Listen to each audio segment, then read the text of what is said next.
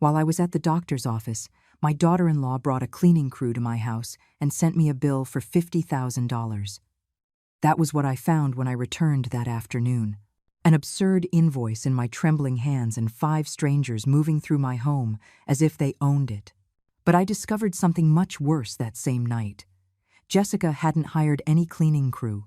She had called 5 relatives from her family, foreigners who didn't even speak my language, to move into my house for 3 months, maybe longer.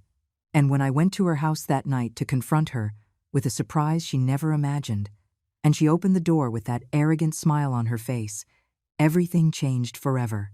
But let me tell you from the beginning. That morning, I left early for my routine medical appointment. Normal checkups, blood pressure, blood work, the typical things for a 68-year-old woman trying to stay healthy. I left my house locked, clean, tidy, as always, as it had been for the 40 years I lived there, with my late husband. When I returned around 3 in the afternoon, the front door was wide open. My heart skipped a beat. I thought of a robbery, of intruders. I clutched my purse to my chest and entered slowly, my legs shaking. And then I heard the voices. Laughter. Strange music. The sound of suitcases being dragged across the hardwood floor that I myself had polished for years. I entered the living room and froze. There were 5 unknown people in my house. 5 strangers moving with total freedom, as if the place belonged to them. A woman in her 40s was sitting on my late husband's armchair, eating grapes from my fruit bowl, talking on the phone, and laughing hysterically. A young man was carrying a huge suitcase up the stairs toward the second-floor bedrooms. My bedrooms, where I kept the memories of a lifetime. 2 children were running down the hallway, screaming in a language I didn't recognize. Another man was browsing the shelves of my library, touching my books with dirty hands. I just stood there in the entryway, invisible, like a ghost in my own home. And then I saw her. Jessica, my daughter-in-law, was coming down the stairs with firm steps, dressed as if she owned the place. She was wearing high heels, a tight dress, her hair perfectly styled. She moved her hands with that arrogance that had always made me feel small, insignificant. When she saw me, she didn't even seem surprised. She didn't even have the decency to look ashamed. On the contrary, she approached me with a cold smile, held out a white envelope, and placed it in my hands without a word. I opened it with trembling fingers. It was an invoice, a bill for $50,000. $50,000. For deep cleaning services, it said. Specialized cleaning of the entire property, advanced disinfection, space reorganization, interior design consulting. The list went on and on, each line more absurd than the last. I read every word, feeling the blood rush to my head. I looked up at her, searching for an explanation. Some sign that this was a mistake, a sick joke. But Jessica just stared at me with those cold, calculating eyes, waiting for my reaction like someone waiting for a cornered animal to surrender. "Eleanor," she finally said, with that fake sweet voice she used when she wanted to manipulate. "We needed to get the house ready. Family from my country is arriving. People very important to me. They're going to stay here for 3 months. Maybe longer. They needed a decent, clean, presentable place. You understand, right?" I looked around again. The strangers continued to move through my house like invading ants. One of them had just entered the kitchen and was opening my refrigerator, taking out food, helping himself as if it were nothing. Another was examining the photographs on the fireplace mantel. My photographs. My late husband's. Kevin's when he was a child. I felt something break inside me. "Jessica," I whispered, trying to stay calm. "This is my house. My house. You can't bring people here without telling me. You can't charge me $50,000 for something I never authorized." She crossed her arms and tilted her head, as if she were talking to a foolish child. "Eleanor, let's be realistic. This house is too big for you alone. Kevin and I have been covering the expenses for years. The repairs, the property taxes, everything. You practically live here for free. The least you can do is cooperate when the family needs a favor." "A favor?" I repeated, feeling tears starting to burn behind my eyes. "Invading my home is a favor? Charging me a fortune for something I never asked for is a favor?" "Don't be dramatic," she said with annoyance. It's just temporary. 3 months. You'll stay in the small storage room in the basement. It's small, but sufficient for a person your age. They need the main bedrooms. They're families. There are children. You're alone. You don't need so much space. The storage room. The place where my husband used to keep tools before he died. A dark, damp space without decent windows. She wanted me, Eleanor Rivas, in my own home, to sleep there like an employee. As if I were the intruder.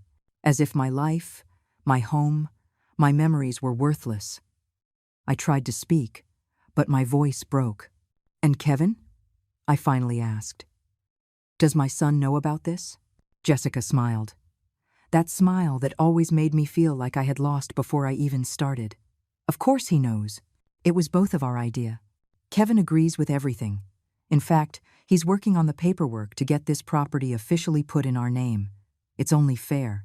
Eleanor, we deserve it more than you do." I felt the floor move beneath my feet. My own son. The boy I had raised alone after his father died. The boy I gave everything to, absolutely everything, was planning to take my home away from me. He was letting his wife humiliate me, displace me, erase me from my own life. I said nothing more. I couldn't. I turned around, walked to the back room with the bill still in my trembling hands, and closed the door behind me. I sat on the edge of the old, narrow bed, surrounded by boxes of forgotten things, and finally let the tears fall. But as I cried, something else was growing inside me, something that had been dormant for too long. It wasn't just sadness. It was fury. It was outrage. It was the absolute certainty that this could not stand. They didn't know who I really was. Nobody did. And that night, as I listened to the laughter and music coming from my own living room, I made a decision. I was going to let them believe they had won. I was going to make myself small, invisible, submissive. But inside, I was going to prepare. Because Eleanor Rivas was not the frail, forgotten old woman they thought she was. And they were going to find that out very soon, in the most painful way possible. The first few days were a silent nightmare. I woke up that first morning in the storage room with my body aching. The bed was hard, the mattress old and sagging. I had spent the entire night listening to the sounds of strangers in my house. Laughter until the early hours. Loud music. The sound of furniture being dragged, of doors slamming shut. My house. But it didn't feel like my house anymore. I got up early, as I had always done my entire life. I washed my face with cold water in the small, rusty sink in the room. I got dressed in the same clothes from the day before, because most of my clothes were in the closet of the master bedroom. My bedroom, which was now occupied by one of Jessica's families. I left the room carefully, trying not to make noise. The kitchen was a disaster. Dirty dishes piled in the sink, leftover food on the table, greasy pots on the stove. The floor was sticky under my feet. Someone had spilled juice, and no one had bothered to clean it up. I took a deep breath and started cleaning. Not because they asked me to, but because I couldn't bear to see my kitchen in that state. I was washing dishes when I heard footsteps behind me. It was Marco, one of Jessica's relatives. A man of about 35, tall, with tattooed arms and a look that made me uncomfortable. "Good morning," I said softly. He didn't even answer me. He walked over to the refrigerator, opened it, took out milk, juice, eggs, ham. He put everything on the table and sat down, waiting. As if I were the maid, as if it were my job to prepare his breakfast. I just stood there, my hands wet, staring at him. "What are you waiting for?" he finally said, in a forced, broken English. "I'm hungry. Make some food." I felt my blood boil, but I said nothing. I dried my hands, took the ingredients, and started to cook. Scrambled eggs, toast, coffee. While I was cooking, the others arrived. The woman I had seen on the couch the day before. 2 small children who ran around screaming. Another younger man. They all sat at the table, waiting to be served. No one greeted me. No one thanked me. No one looked me in the eye. When I put the plates in front of them, one of the children made a face of disgust. "I don't like this," he said in his language. "I want something else." The mother stroked his head and looked at me with contempt.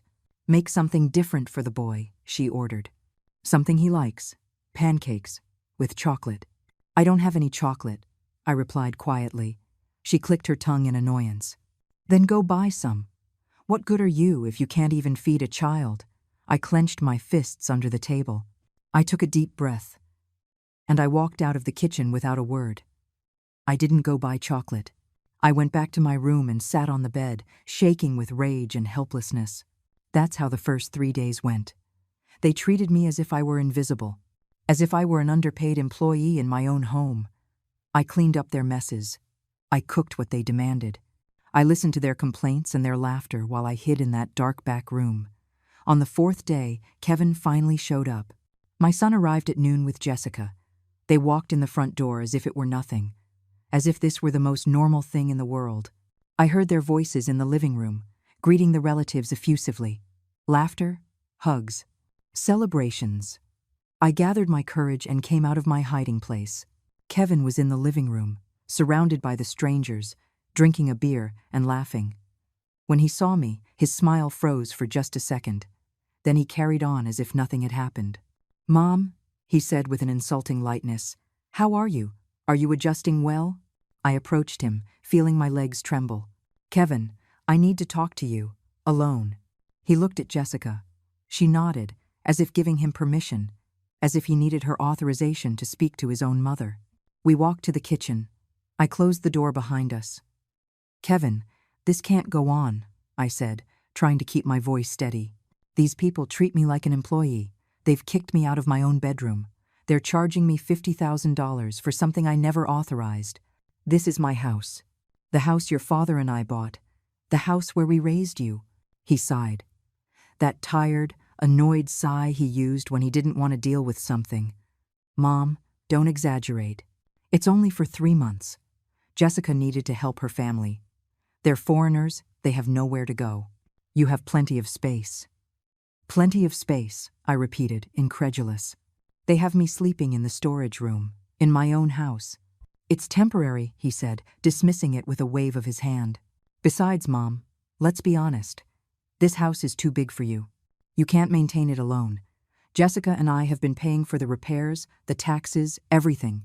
You barely have any income. Your pension doesn't even cover half the expenses."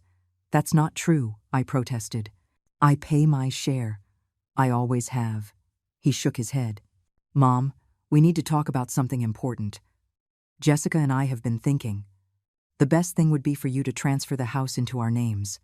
Legally. That way we can take care of everything without complications. And you can stay here, living without any worries. Like a guest. Like a guest. In the house that I bought. In the house where I buried my husband. In the house where I spent the best and worst moments of my life." I felt something explode inside me. "No," I said, with a firmness that surprised even me. "This house is mine, and I'm not signing anything." Kevin's expression changed. He was no longer the son I knew. He was a stranger with cold, calculating eyes, just like his wife. "Mom, don't be stubborn. This is going to happen one way or another. With your signature or without it. Jessica already spoke to a lawyer. There are legal ways to declare you incapable of managing your assets, especially at your age. A couple of medical evaluations, testimonies that you're not in a condition to make decisions. And that's it." "Are you threatening me?" I whispered, unable to believe it. "I'm being realistic," he said, unfazed. "You're going to have to accept it, Mom. Things have changed. You're not the owner here anymore. You're a burden. And burdens eventually have to be dropped." He turned his back on me and left the kitchen. I stood there, alone, feeling the tears roll down my cheeks. That night, while everyone was eating dinner and laughing in the dining room, I stayed in the storage room. I didn't eat. I couldn't. The lump in my throat was too big. But as I sat there in the darkness, something began to change inside me. The sadness was giving way to something stronger, more dangerous, fury, and an absolute determination that Kevin and Jessica were going to regret every word, every humiliation, every second they made me feel invisible, because they didn't know who they were messing with. I picked up my phone, I turned it on, and I started making calls. Calls I hadn't made in months. Calls that were going to change everything. First, I called my lawyer. Mr. Bennett, a man who knew all my secrets, all my assets, all the things Kevin and Jessica never imagined. Mr. Bennett, I said when he answered, I need to see you early tomorrow morning. It's urgent. And bring all the documents for the properties, the 4 plots of land, the investments, the bank accounts, everything. He was silent for a moment. Are you all right, Eleanor? He asked with genuine concern. No, I replied, my voice breaking. But I'm going to be. Tomorrow we start fixing this. I hung up and took a deep breath. They wanted to play dirty. They wanted to take everything from me. They wanted to erase me. But I had been keeping secrets for years. Years of protecting a fortune that not even my own son knew about. And now, it was time to use every card I had hidden. Because Eleanor Rivas was tired of being stepped on. And when a woman like me decides to fight back, the whole world trembles. The next morning, I left the house before dawn. I didn't tell anyone. I didn't ask for permission. I simply got dressed in the few clothes I had in that miserable room, grabbed my purse, and left through the back door like a thief in my own home. The cold morning air hit my face. I took a deep breath. For the first time in days, I felt like I could completely fill my lungs. I walked 3 blocks to the main avenue and hailed a cab. I gave the address of the law firm downtown, the tall glass building where Mr. Bennett had his office on the 12th floor. The entire ride, I kept my hands clenched in my lap. My heart was pounding. It wasn't fear. It was something different. It was the anticipation of someone who knows they are about to change the entire game. I arrived at the building at 7 in the morning. Mr. Bennett was already waiting for me in his office. He was a man in his 60s, elegant, with perfectly combed gray hair and impeccable suits. He had been my lawyer ever since my husband passed away 12 years ago. Eleanor, he said with a warm smile when I entered. But the smile faded when he saw my face. What happened? I sat down across from his desk and told him everything. Every detail. The invasion. The strangers. The absurd bill. The storage room. Kevin's threats. The intention to take my house. The hurtful words. Everything. He listened in silence, his brow furrowing more and more. When I finished, he leaned back in his chair and sighed deeply. Eleanor, this is serious. Very serious. What they are doing constitutes elder abuse, extortion, trespassing. There are multiple crimes here. I know, I replied, my voice firm. That's why I'm here. I need you to help me protect myself. And I need them to understand they made a huge mistake. Mr. Bennett opened one of his desk drawers and took out a thick folder. He placed it on the desk between us. Good. Then let's review exactly what Eleanor Rivas really owns. He opened the folder and began taking out documents, one after another, deeds, titles, bank statements, investment certificates. Property 1, he began. The house where you currently live, valued at $450,000, fully paid off, in your name only. I nodded. Property 2, the commercial lot in the Northern Industrial Zone, 3,000 square meters, valued at $600,000. Currently leased to a logistics company, generates a monthly income of $4,500. I kept nodding. Property 3, the apartment building in the Maplewood neighborhood, 6 units, valued at $800,000, 5 units rented. Approximate monthly income of $7,000. I felt a small smile begin to form on my lips. Property 4, the beachfront lot, 2 hectares, valued at $1,200,000, currently undeveloped but with approved building permits. Mr. Bennett paused and looked me directly in the eye. And then there are the investments. Government bonds for $300,000, mutual funds for $500,000, diversified stocks for another $200,000, and savings accounts for $150,000. He added it up mentally and said the figure I already knew, but had never said aloud. Eleanor, your total net worth is approximately $4 million. You are a very wealthy woman, and your son has no idea. He has no idea, I repeated softly, because I never told him. Because after his father died, I watched Kevin start to change. How he became ambitious, materialistic, how he chose Jessica precisely because she fed that ambition. I watched them start to spend more than they had, how they went into debt, how they always expected me to bail them out. Why did you never ask me to reveal this to him? Mr. Bennet asked with genuine curiosity. Because I wanted to see who my son really was. I wanted to know if he loved me for who I am or for what I have. I lived simply on purpose. With my modest pension, with my humble home, I wanted Kevin to see me as a mother who needed his support and his love, not as an inheritance to be collected. I paused, feeling my voice break. Now I have my answer. My son sees me as an obstacle, as something to be eliminated to get his hands on the little he thinks I have. Mr. Bennet closed the folder and steepled his hands on the desk. What do you want to do, Eleanor? I want to protect everything, I said with determination. I want to make sure that Kevin and Jessica can't touch a single cent of what belongs to me. I want to document every abuse, every threat, every crime they are committing. And when the right time comes, I want the truth to explode in their faces like a bomb. He smiled. A smile that knew the power of well-applied justice. Then we are going to do exactly that. First, I am going to draft documents that completely protect your assets. No fake medical evaluation will be able to touch them. Second, I'm hiring a private investigator to document everything that is happening in your house. Photographs, recordings, testimonies. Third, we are going to verify the immigration status of those foreign relatives. If they are here illegally or violating visa terms, that gives us another tool. I nodded, feeling hope return to my chest. How much time do you need to gather everything? I asked. 2 weeks, maybe 3.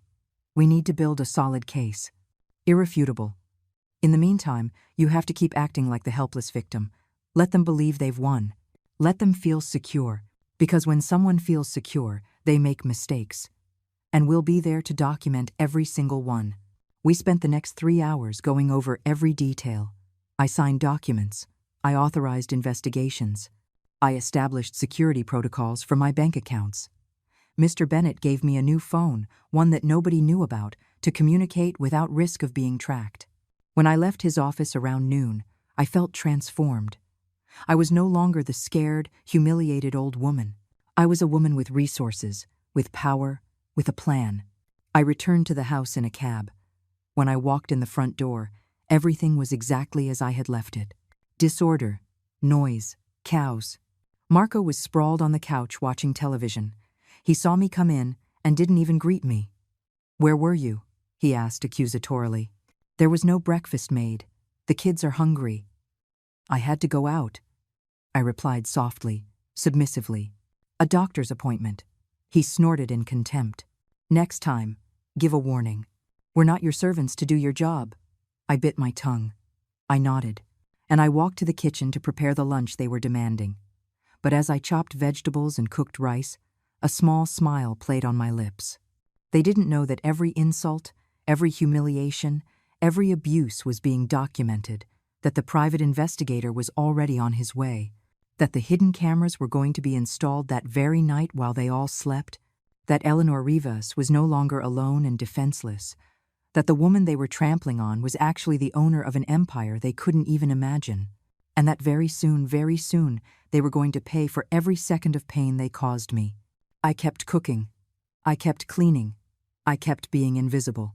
But inside, I was preparing the most devastating storm Kevin and Jessica had ever seen. And when that storm finally hit, there would be nowhere to hide. The next 2 weeks were the hardest of my life. Every morning I woke up in that dark, damp room feeling my body ache. The old bed was destroying my back. But I didn't complain. I couldn't. I had to maintain the act.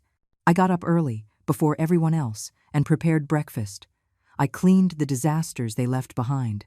I washed mountains of dirty laundry. I cooked what they demanded. I endured their insults and their contempt with my head bowed and my fists clenched.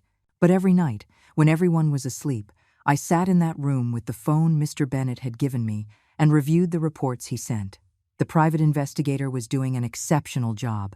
Photographs of the foreign relatives using my house as if it were a hotel. Videos of Marco yelling at me for not cooking fast enough. Audio recordings of Jessica on the phone with her friends, laughing at me, calling me a useless old woman, saying that soon the house would be hers and she would throw me in a cheap nursing home. Each piece of evidence was another nail in their coffin. Mr. Bennett had also discovered something crucial. Jessica's 5 relatives were in the country on tourist visas. Visas that did not allow them to stay for more than 90 days or establish permanent residence anywhere. And they had already been here for almost 2 months. All in my house. All without paying rent. All violating the terms of their entry into the country. That gave us power. A lot of power. But what really changed everything was what we discovered one night. I was in the kitchen washing dishes around 11 o'clock at night. Everyone had gone to bed. Or so I thought. I heard voices coming from the study. The room where my late husband used to work. Where I kept important documents in a locked filing cabinet, I approached silently. The door was ajar. Inside were Kevin and Jessica. And Marco. The 3 of them were going through my papers. My private documents. They had forced the lock on the filing cabinet and were pulling out folders, reading everything, looking for something. There has to be something else, Jessica said in frustration. A woman who lived here for 40 years has to have savings, properties, something of value. I only found the deed to this house, Kevin replied, holding a document. It's in her name, but with the medical evaluations we're preparing, we can declare her unfit to manage her affairs. A judge will grant us legal guardianship. Marco smiled wickedly. And when that happens, the house is ours. We sell it, split the money, and send the old woman to a cheap nursing home. Problem solved. The 3 of them laughed. I felt my blood boil. But I didn't go in. I didn't scream.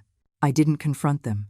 Instead, I took out the phone hidden in my apron pocket, the new phone, and I recorded them. I recorded every word, every laugh, every evil plan.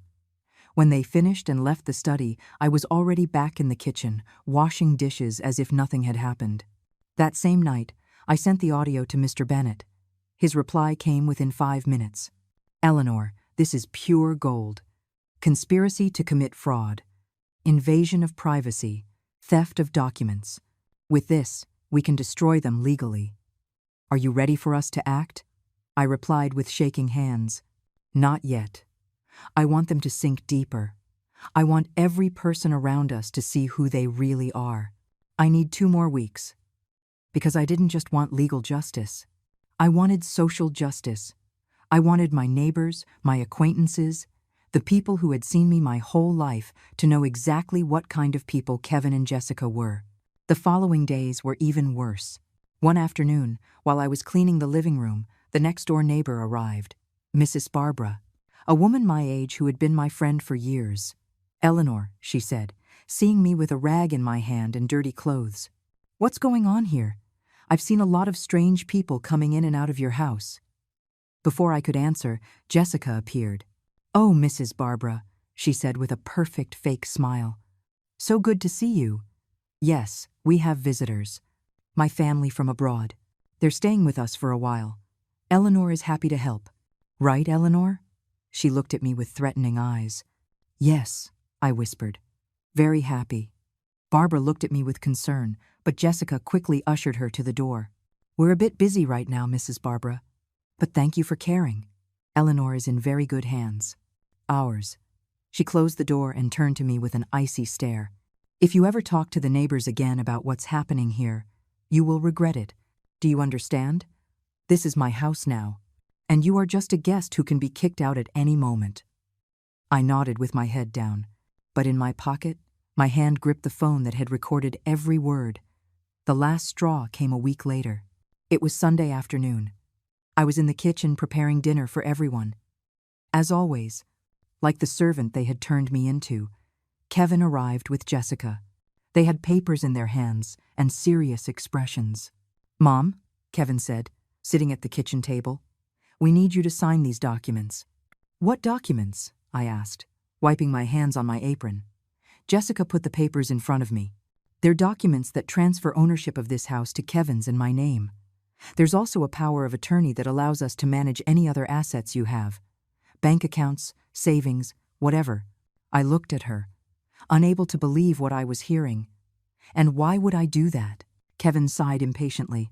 Because you can't take care of yourself anymore, Mom. Because you're old. Because you need someone to take charge of your affairs. This is for your own good.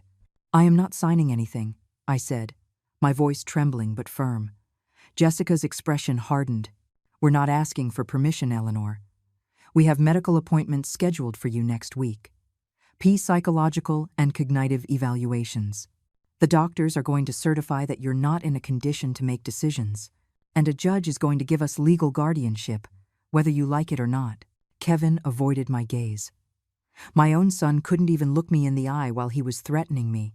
This is theft, I whispered. This is abuse. This is family, Jessica corrected coldly. And in families, the strong protect the weak, even if the weak don't understand it. They stood up and left the papers on the table.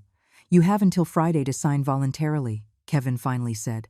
After that, we'll do it by force. They left the kitchen, leaving me alone with those fraudulent documents in front of me. I sat there for long minutes. Tears rolled down my cheeks, but they weren't tears of sadness.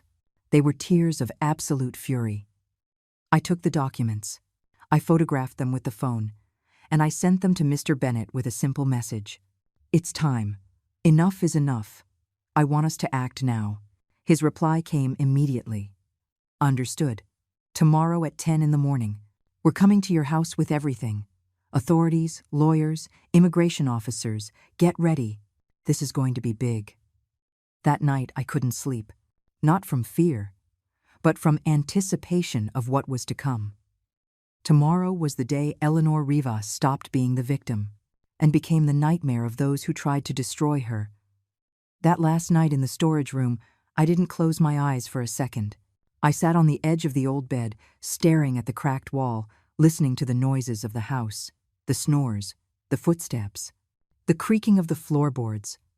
Every sound reminded me of what they had done to me, what they had taken from me, the humiliation I had endured for weeks. But it also filled me with a strange energy, a cold, calculated determination. Tomorrow, everything was going to change. At 5 in the morning, I got up.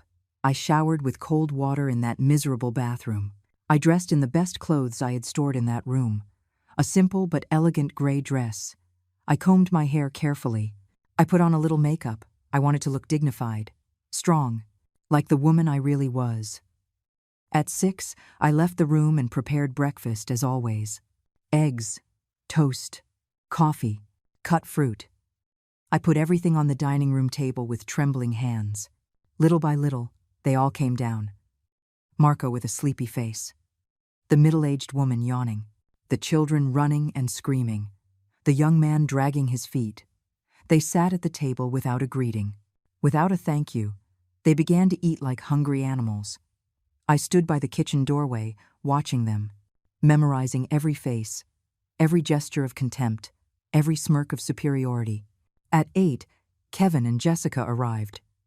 They came in the front door with keys I had never given them. Keys they had made without my permission. Jessica was wearing high heels and an expensive dress. Kevin was wearing a suit, as if they were going to an important meeting. "Good morning, family," Jessica said with false cheer. "Did everyone have a good breakfast?" The relatives nodded with their mouths full. Jessica then looked at me. That look she had been giving me for weeks. That look that clearly said I was worthless. "Eleanor, did you bring the documents we asked you to sign?" I didn't answer. I just looked at her in silence. Her expression hardened.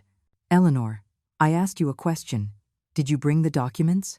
"I am not signing anything," I finally said, my voice calm. Silence fell over the dining room. Everyone stopped eating. Everyone looked at me. Kevin got up from the table. "Mom, don't start. We already explained that this is going to happen anyway. You can make this easy, or you can make it hard. You decide." "I've already decided," I replied, "and my decision is no." Jessica let out a dry, humorless laugh. How pathetic. Look at the old woman getting brave. As if she has any power here. As if she could do anything to stop us. She walked toward me with slow, menacing steps. "Listen to me carefully, Eleanor. Today at 11, we have an appointment with the lawyer. You are coming with us." You are going to sign those papers, and if you don't do it voluntarily, we will use the medical reports we've already prepared. We'll prove you're ill, that you can't take care of yourself, that you're a danger to yourself, and a judge will give us total control over your life." She got so close I could feel her breath on my face. "And after that, we're going to put you in the cheapest nursing home we can find. A place where no one will visit you, where no one will remember you, where you'll die alone and forgotten. Because that's what you deserve." The others at the table laughed. Marco clapped. Kevin stared at the floor, cowardly as always. I took a deep breath.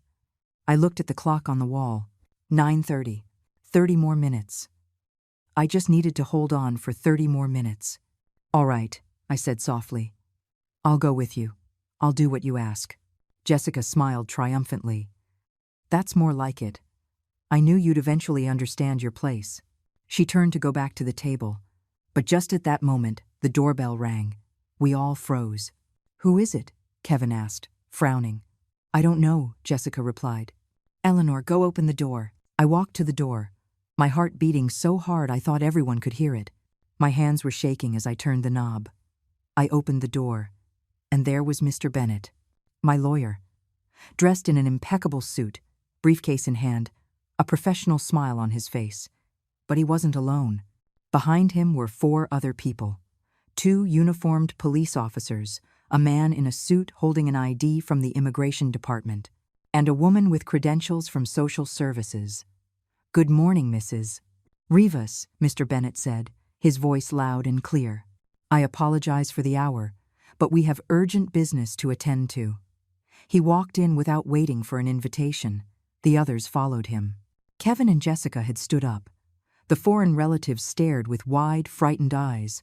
"What is the meaning of this?" Jessica demanded. "Who are you? What are you doing in my house?" Mr. Bennett turned to her with a cold smile. "Correction. This is not your house. This is the house of Eleanor Rivas. And we are here because multiple crimes have been committed on this property." He opened his briefcase and began taking out documents. Crime number 1. Trespassing. 5 individuals have been living here without the consent of the legal owner. Crime number 2. Extortion. Mrs. Rivas was presented with a fraudulent invoice for $50,000. Crime number 3. Attempted fraud. Fraudulent documents were prepared to transfer property under false pretenses. Crime number 4. Elder abuse. Mrs. Rivas has been subjected to physical, emotional, and financial mistreatment. Every word was like a bomb dropping in the dining room. Kevin was pale. Jessica had lost all her arrogance. The foreign relatives began talking among themselves in their language, scared. The immigration officer stepped forward. And crime number 5. Violation of visa terms. The 5 individuals identified as Marco Mendez, Luisa Torres, Jose Ramirez, Catalina Vega, and Juan Suarez are in the country on tourist visas that do not permit them to establish residence or remain for more than 90 days. All of you have exceeded that time. He pulled out official documents. You have 1 hour to gather your belongings. Afterward, you will be escorted to an immigration office where your immediate deportation will be processed. Marco stood up, furious. "This is unfair. Jessica told us we could stay. She promised us this house was hers." Mr. Bennett smiled. "Ah, perfect. Thank you for confirming that you were deceived by Mrs. Jessica. That adds another charge. Conspiracy to commit immigration fraud." He turned to Jessica. "Everything she told you was a lie. This house was never hers. It never will be. And now she will face legal consequences for every lie she told." Jessica turned to me, pure hatred in her eyes. "You," she screamed, pointing at me. "You did this. You damned old woman." She tried to walk toward me, but one of the police officers stopped her. "Do not approach Mrs. Rivas," he warned in a firm voice. "You already have enough charges. Don't add assault to the list." Kevin finally found his voice. "Mom," he said, his voice breaking. "Mom, please. There must be a mistake. We just wanted to help. We just wanted what was best for you." I looked at him, my son, the child I had raised, the man he had become, and I felt absolutely nothing. "Help," I repeated slowly. You wanted to help by taking my house. You wanted what was best for me by putting me in a nursing home. You wanted to protect me by stealing my documents and planning to declare me incompetent. Mr. Bennett took out a small device and pressed a button. Kevin's voice began to play. The recording I had made that night. We sell it. We split the money and send the old woman to a cheap nursing home. Problem solved.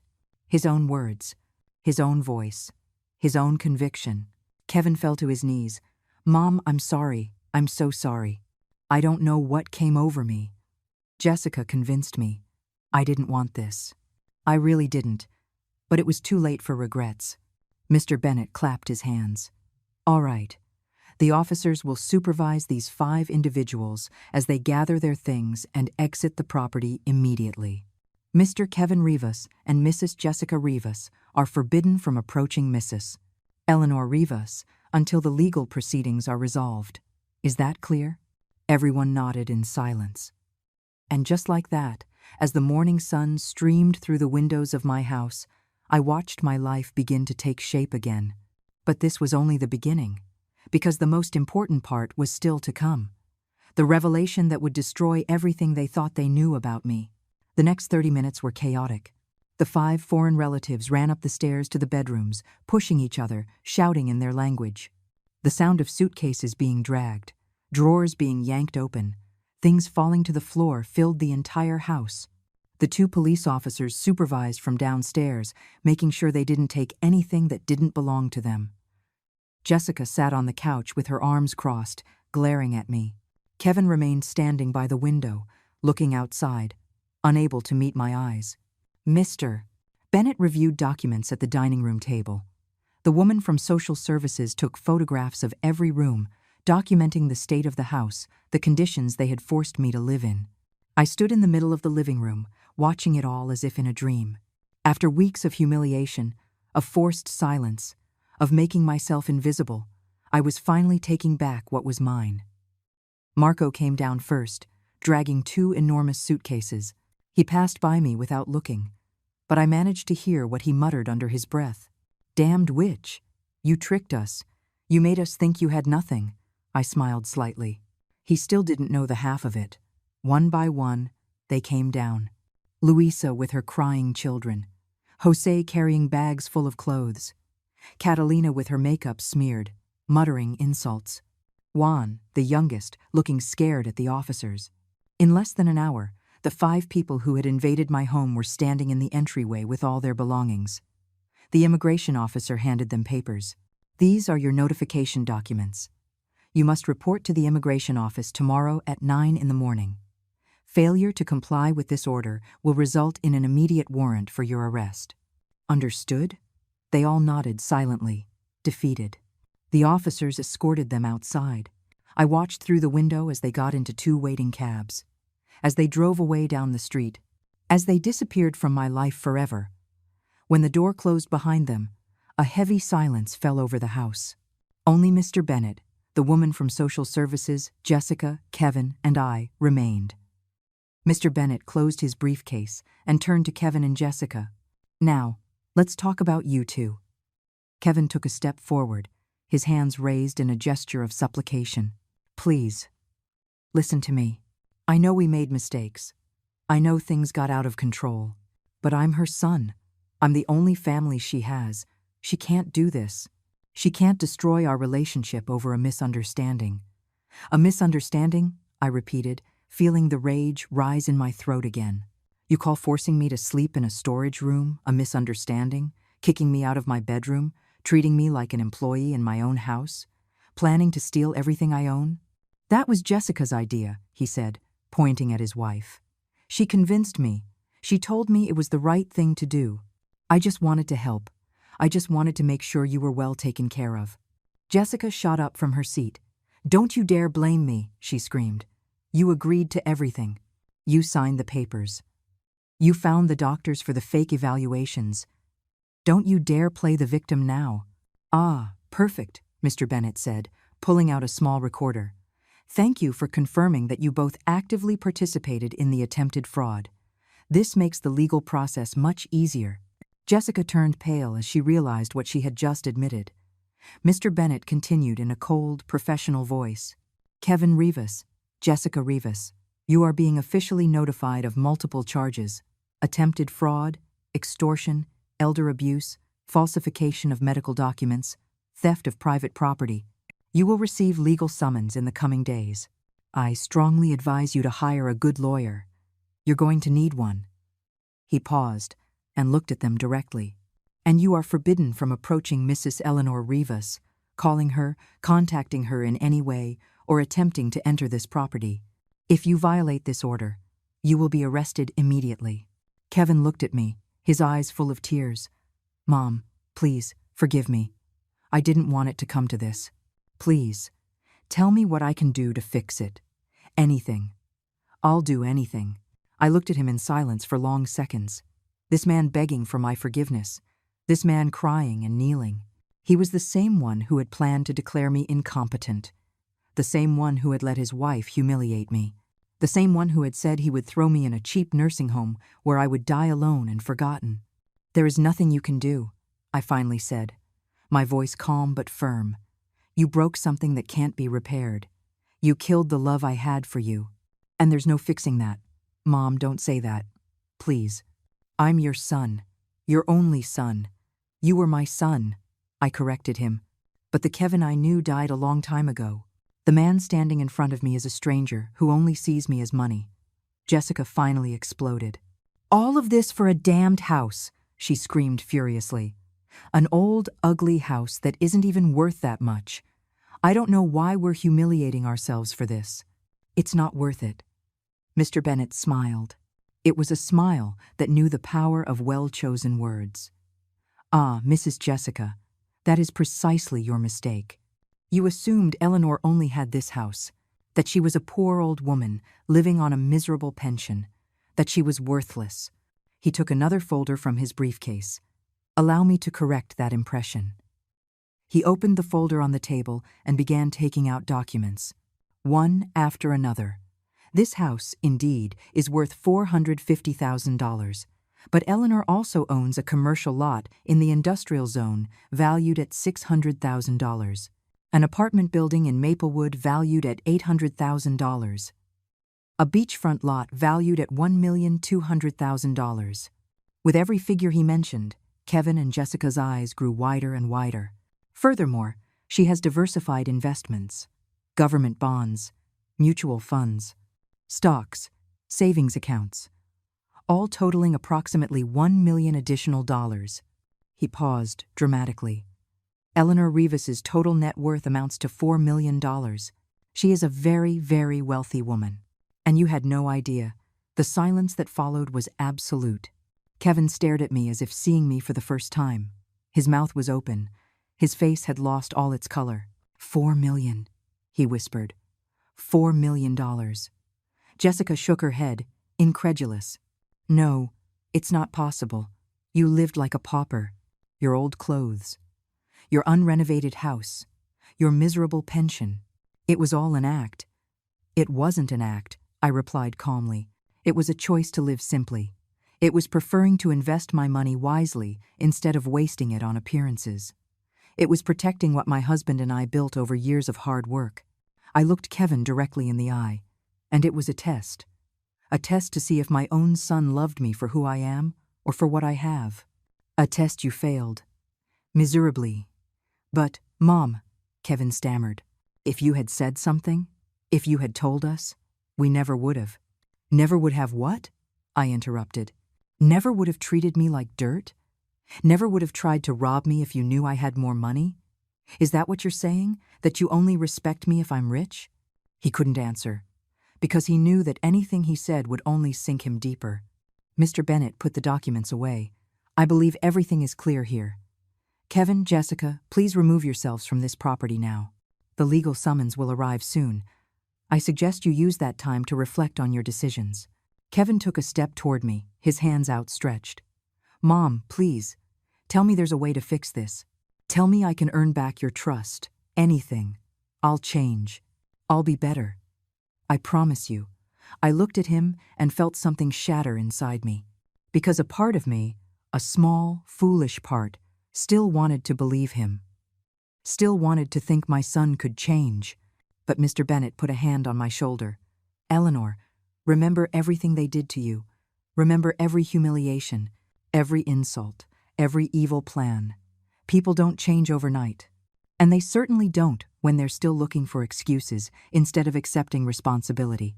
He was right. Of course he was right.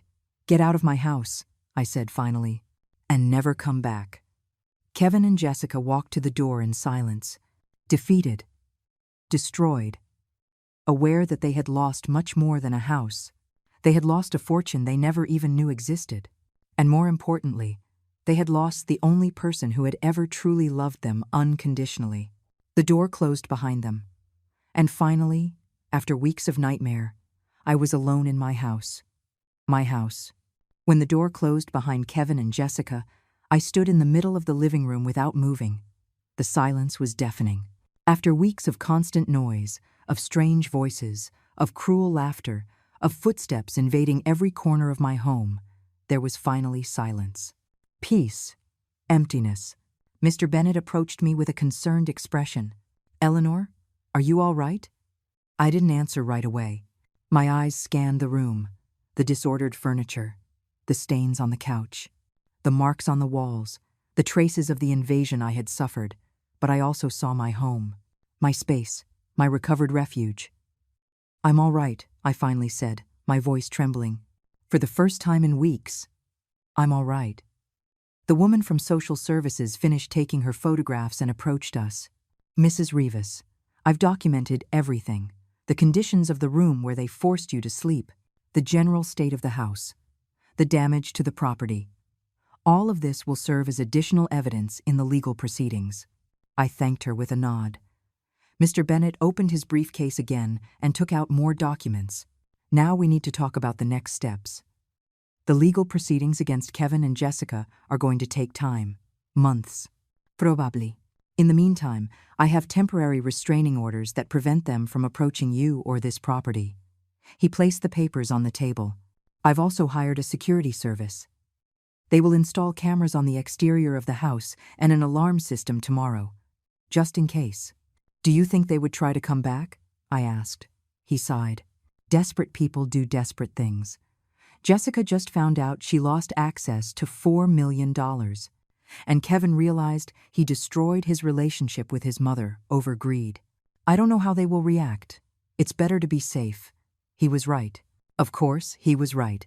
We spent the next 2 hours reviewing documents. I signed papers. I authorized legal actions. I confirmed testimonies. Mr. Bennet explained every step of the process with infinite patience. When they finally left, it was mid-afternoon. I was alone in my house for the first time in weeks. I walked slowly through each room. The dining room where I had been humiliated. The kitchen where I had been treated like a servant. The stairs I had climbed carrying suitcases that weren't mine. The bedrooms that had been taken from me. I reached the master bedroom. My bedroom. The one I had shared with my husband for so many years. The one Jessica had occupied with her foreign family. The bed was unmade. Clothes were thrown on the floor. Empty bottles on the dresser. The mirror had makeup stains. It smelled of cheap perfume and sweat. I sat on the edge of the bed and finally let the tears fall. They weren't tears of sadness. They were tears of release. Of relief. Of rage held in for too long that finally found an outlet. I cried for my son's betrayal.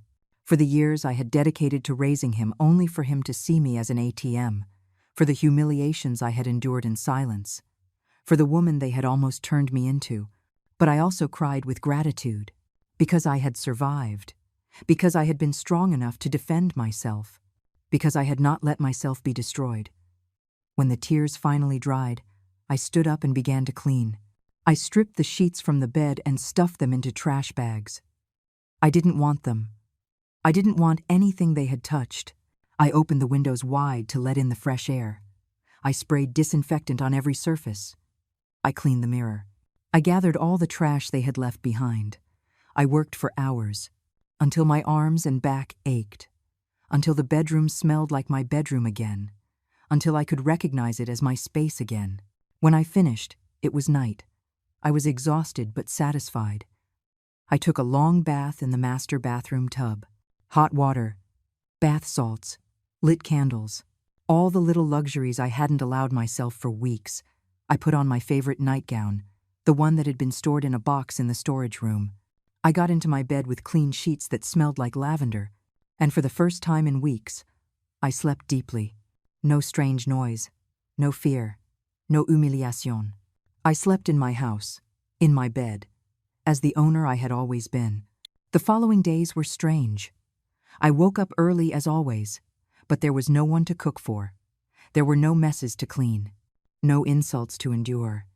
There was only silence, and space, and freedom. Little by little, I got my routine back. I made my own breakfast without rushing. I drank coffee in the garden watching the sunrise. I read the books I hadn't been able to read. I listened to music at a moderate volume. I tended to the plants that had been trampled. The house began to feel like home again. But the legal process continued. Mr. Bennett called me every other day with updates.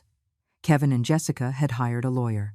They were trying to negotiate. They want to reach an out-of-court settlement to avoid criminal charges. No, I told him every time he suggested considering it. I want them to face the full consequences of what they did. No settlement is possible. A week after the eviction, I received a letter. It was from Kevin, handwritten, 5 pages of apologies, of pleas, of promises to change. I read every word, feeling absolutely nothing, because words on paper didn't erase what he had done. Empty promises didn't heal the betrayal. Late apologies didn't bring back the shattered trust. I put the letter in a drawer and didn't reply. 2 weeks later, my neighbor Barbara came to visit. She knocked on the door gently. When I opened it, she looked at me with eyes full of tears. "Eleanor," she said, hugging me, "I heard what happened. The whole neighborhood is talking about it. I can't believe Kevin and that woman did that to you. I invited her in. I made coffee. We sat in the living room, the same room where I had been humiliated so many times. I told her everything, every detail. She listened with expressions of horror and rage. I always knew Jessica was a snake," she finally said. "But I never thought Kevin would stoop so low. He was such a good kid. What happened to him?" "He married the wrong person," I replied, "and he let ambition corrupt him. He stopped seeing his mother as a person and started seeing me as an obstacle to his wealth." Barbara took my hand in hers. "You are the strongest woman I know. What you did? Standing up for yourself like that, gathering evidence, facing them legally, that takes a courage few people have." I smiled sadly. I didn't feel strong while it was happening. I felt small, scared, invisible. But I guess real strength isn't about not being afraid. It's about doing the right thing even when you are. She nodded wisely. "And what will you do now?" That was the question. Right? What does a 68-year-old woman do after reclaiming her life from the clutches of those who tried to destroy it? "I'm going to live," I said finally. "I'm going to enjoy every day I have left. I'm going to use my money for things that matter. I'm going to help people who are going through the same thing I went through. I'm going to make sure my story serves a purpose beyond just my own justice." Barbara's eyes lit up. "That sounds wonderful, Eleanor." When she left that afternoon, I kept thinking about her words, about what I really wanted to do with the rest of my life, and then I had an idea that had been forming in my mind for days, but finally crystallized into something concrete. I called Mr. Bennett. "I need your help with something," I said. "I want to create a foundation, a non-profit organization that helps elderly people who are being abused by their families. I want to donate part of my estate to it. I want to make sure no other Eleanor Rivas is left alone and without resources when her own family betrays her." There was silence on the other end of the line. Then I heard the smile in his voice. "Eleanor Rivas, you are an extraordinary woman. We are going to make that happen." And so, while Kevin and Jessica faced the legal consequences of their cruelty, I was building something beautiful from the ashes of my pain. I was turning my suffering into purpose, my humiliation into help for others, my betrayal into protection for the vulnerable. Because that's what strong women do. They don't just survive, they transform. 1 month after the eviction, I received a call I wasn't expecting. It was nighttime. I was in the living room reading a book when the phone rang. An unknown number. I hesitated before answering, but something told me I should. Hello? Mom. It was Kevin. His voice sounded broken, desperate. I didn't hang up, even though I should have. But a part of me, that maternal part that never fully dies, needed to hear what he had to say. You shouldn't be calling me, I said, my voice cold. You have a restraining order.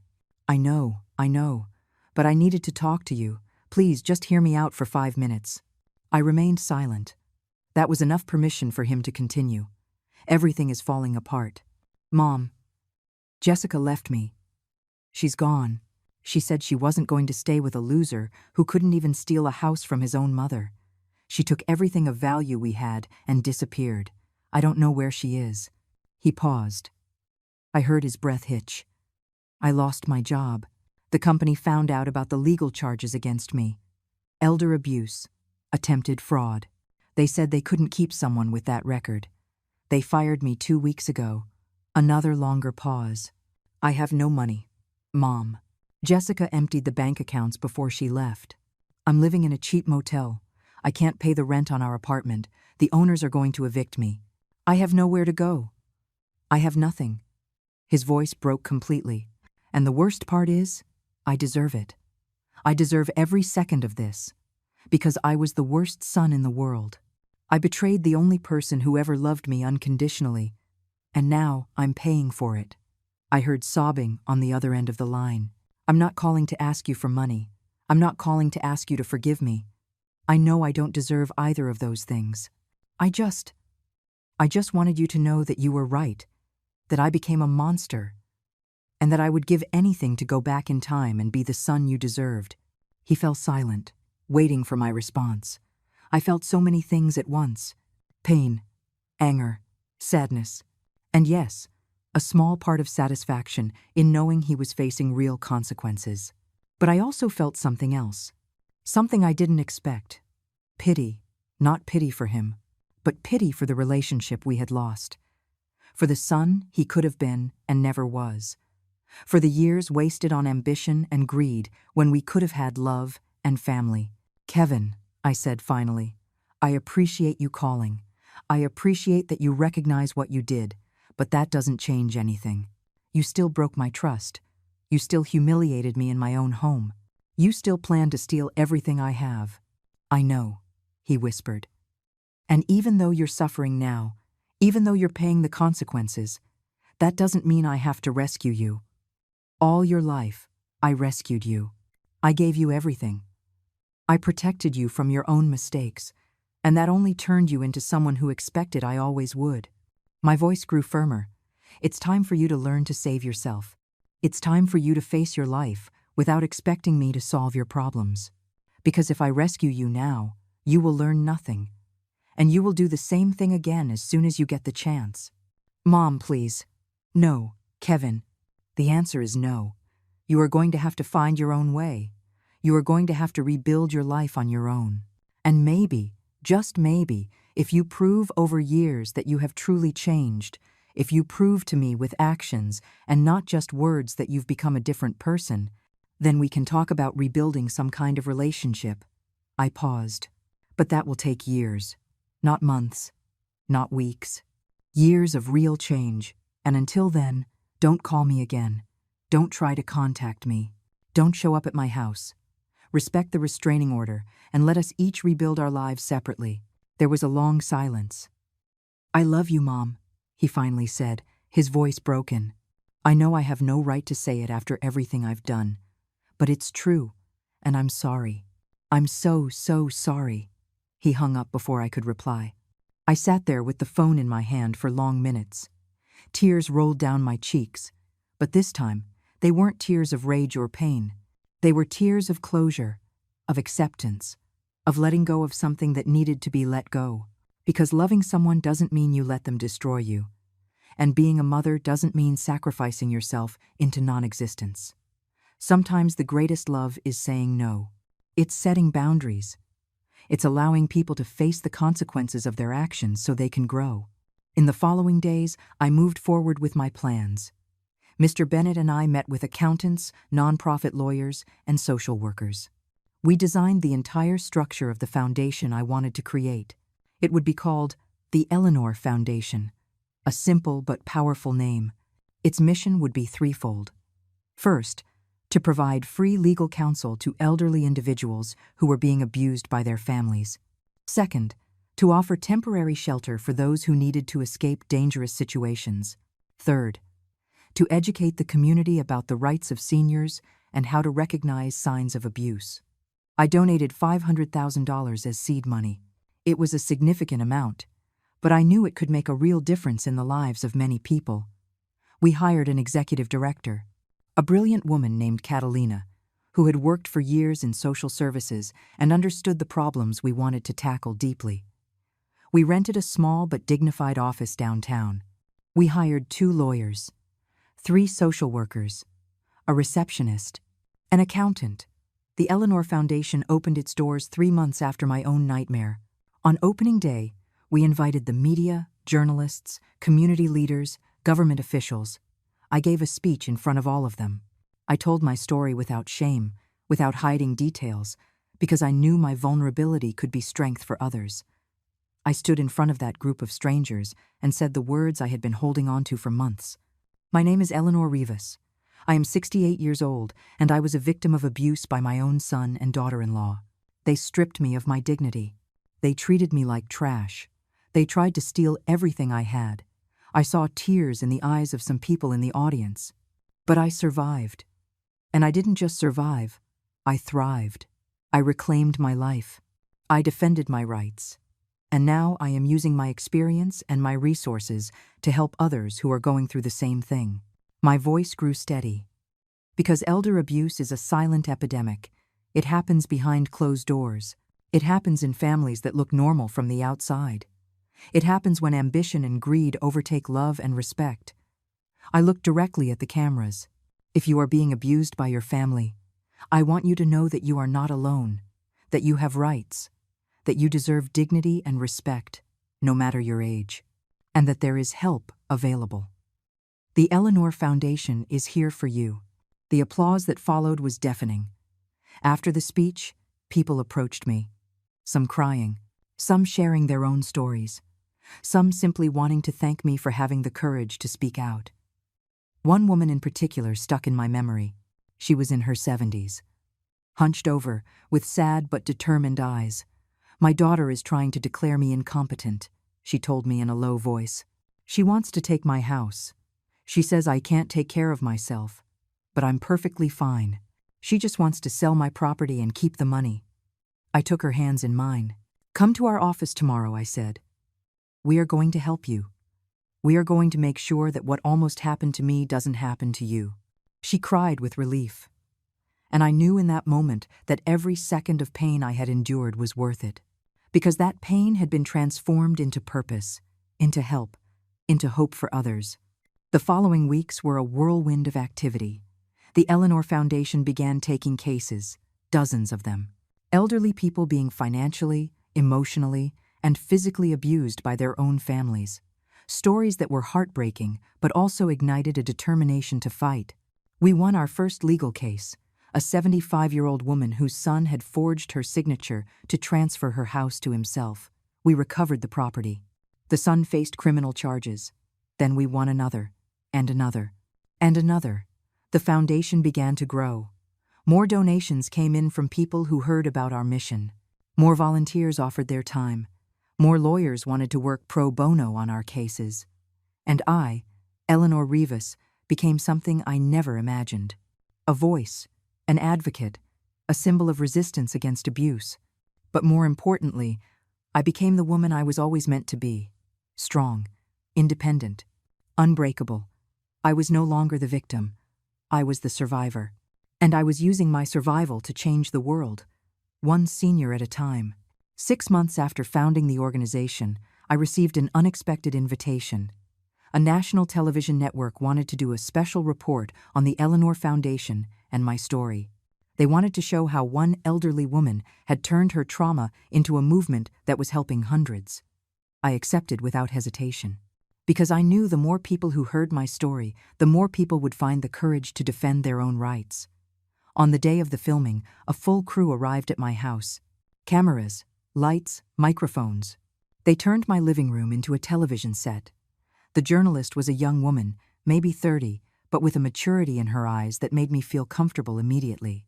"Mrs. Rivas," she began, as the cameras started rolling, "your story has inspired thousands. But I'd like you to tell us, in your own words, what was the hardest part of everything you went through?" I thought carefully before answering. The hardest part wasn't the physical humiliation. It wasn't sleeping in that miserable room or being treated like a servant. The hardest part was realizing that my own son, the boy I had raised with all my love, saw me as an obstacle, as something to be eliminated. That broke something in me that I am still healing. She nodded with understanding. "And what would you say to other seniors who are going through similar situations?" I looked directly into the camera. I would tell them that their life has value, that their dignity is non-negotiable, that no matter how old they are, they deserve respect, and that it is never, ever too late to fight back. I was 68 years old when I decided to fight, and I won. You can win too. The interview lasted for nearly 2 hours. I told every detail of my story. I showed photographs of the room where they forced me to sleep. I showed the fake $50,000 invoice. I showed the legal documents proving the attempted fraud. And at the end, I showed what I had built from those ashes. The foundation, the cases won, the lives changed. The report aired a week later during prime time, and it exploded. My phone didn't stop ringing for days. Calls from people asking for help. Calls from media outlets wanting more interviews. Calls from donors offering financial support. The Eleanor Foundation became a national movement. We opened offices in 3 more cities. We hired more staff. We expanded our services to include support groups, psychological therapy, and financial education for seniors. In 1 year, we had helped over 500 people. We recovered stolen properties. We stopped fraud. We saved lives.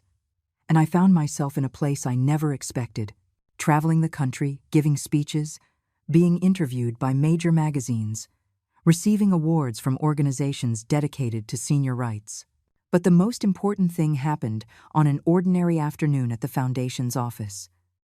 I was reviewing new cases when Catalina, our director, came in with a huge smile. "Eleanor, you have to see this." She showed me her computer. It was an email from a 72-year-old woman. The message simply read, "I saw your story on television." It gave me the courage to report my son who was stealing my pension every month. Thanks to the Eleanor Foundation, I got my money back and my independence. "You saved my life. You literally saved my life." I read those words, and tears began to roll down my cheeks. Because that was the purpose.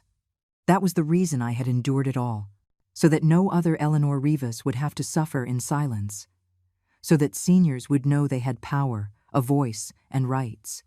The following months brought more changes. The legal case against Kevin and Jessica finally went to trial. Mr. Bennett kept me informed of every step, but I chose not to attend the hearings. I didn't need to see them. I didn't need that closure. I had already found my peace in other ways. Jessica was found guilty of multiple charges: fraud, extortion, elder abuse. She was sentenced to 3 years in prison and ordered to pay a fine of $150,000. Kevin received a lighter sentence for cooperating with the authorities: 2 years of probation, 500 hours of community service, and a $50,000 fine. When Mr. Bennett gave me the news, I didn't feel satisfaction. I didn't feel vengeance. I just felt an emptiness where my son used to be. But that emptiness was slowly being filled with other things. With purpose. With the people I was helping. With the family I had chosen, instead of the family that had betrayed me. A year after it all, on the anniversary of the foundation, I organized a special event. I invited all the people we had helped. Over 300 people filled the hall we had rented, seniors who had gotten their homes back, who had escaped abuse, who had found justice. I stood in front of them all and felt something I hadn't felt in a long time. Pure joy. A year ago, I began. I was a broken woman, humiliated, betrayed by the people I loved most. I felt invisible, worthless, powerless. I looked at the faces in front of me, faces that reflected stories similar to my own. But I learned something fundamental. I learned that pain can be transformative, that suffering can be turned into strength, that our deepest wounds can be the seeds of our greatest purpose. My voice grew stronger. Every single one of you in this room is living proof that it is never too late to fight back. That age does not make us weak, it makes us wise. That we deserve respect, dignity, and love no matter how many years we have. The applause filled the room. After the event, as I was gathering my things, I saw a familiar figure standing in the doorway. It was Kevin. He looked different. Thinner. Older. He was wearing simple clothes. The arrogance that had characterized him was gone. His eyes were filled with something I hadn't seen in a long time. Genuine humility. "Mom," he said softly, "I know I shouldn't be here. I know it's not time yet. But I needed to see you. I needed to tell you something." I approached him but kept my distance. "I've spent this past year working on myself," he continued. "Therapy, support groups, community service in nursing homes and senior centers, listening to stories like yours, seeing what abuse does to families." His voice broke. "And I finally understand what I did. I didn't just hurt you. I hurt myself. I lost the most important person in my life because of stupid greed. And there isn't a day that I don't regret it." He paused. "I'm not here to ask for forgiveness. I know I don't deserve it. I'm here to tell you that I'm proud of you, of what you've built, of how you took your pain and turned it into something beautiful that is helping so many people. You are the strongest woman I know, and I'm sorry it took me so long to see it." I looked at him for long seconds. This man who had been my son, who had caused so much pain, but who now, perhaps, was beginning to understand. "Kevin," I said finally, "I appreciate your words. I really do. But I'm still not ready to let you back into my life. Maybe someday. Maybe with more time and more real change. But not today." He nodded, tears in his eyes. "I understand, and I respect that. I just wanted you to know that I'm going to keep working on myself. Not to get you back, because maybe that will never happen, but because it's the right thing to do. Because I owe it to myself and to your memory." He turned to leave, but stopped. "And Mom, one last thing. Thank you. Thank you for not rescuing me when I was at rock bottom, because that forced me to learn how to rescue myself. It was the hardest and most important lesson of my life." He left before I could answer. I stood there, feeling complicated emotions: pain, hope, sadness, possibility. Maybe someday we could rebuild something. Maybe not. But that was no longer my responsibility.